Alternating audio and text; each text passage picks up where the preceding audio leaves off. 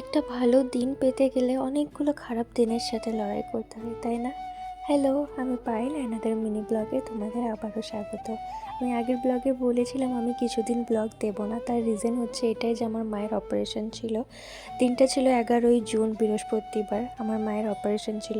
Basically আমার মায়ের একটা টিউমার হয়েছিল পেটে, সেই কারণে অপারেশনটা করতে হয়েছিল আর কি। তো এই কটা দিন মানে এত কিছু ফেস করেছি যে কি বলবো তোমাদের, ভীষণ কষ্ট পেয়েছি, ভীষণ।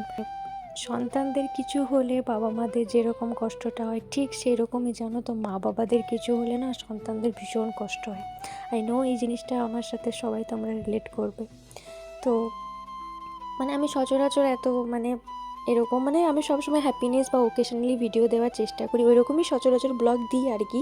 কিন্তু এই কটা দিন বা এই পুরো মাসটাই বলতে পারো, ইভেন বছরের শুরু থেকে এখনও অবধি 6টা মাস চলছে, 6টা মাস কী কী সিচুয়েশান আমি পের করেছি বা কী কী গিয়েছে আমার মধ্যে দিয়ে একমাত্র আমিই জানি।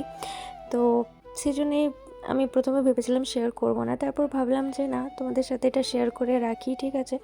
যদি বা মন চাইছিল না আমার কোনো কিছুই, তবুও আমি মুহূর্তগুলো রেখেছি আর কি। বাস এইটুই চাওয়া যে আমার মা যাতে তাড়াতাড়ি সুস্থ হয়ে যায়। তো শুরু থেকে সবটাই তোমাদের সাথে শেয়ার করেছি, ছোটো ছোটো মুহূর্তগুলো। মাকে তখন হসপিটাল অ্যাডমিট হয়ে গিয়েছিল, আর রাতে নাইটে অপারেশন ছিল। আর এত মন খারাপের মাঝে আমার এবং আমাদের সবার আনন্দ হচ্ছে শুধুমাত্র আমাদের সোনা মা, ও আছে বলেই আমরা একটু হাসতে পারি আর কি। যাই হোক, নাইটে অপারেশন ছিল আমার মায়ের, অপারেশন হয়ে গিয়েছে, অপারেশন খুব ভালো হয়েছে, কিন্তু এখনও মা সুস্থ নয়। তো মায়ের সুস্থ হতে এখনও অনেকটা টাইম লাগবে।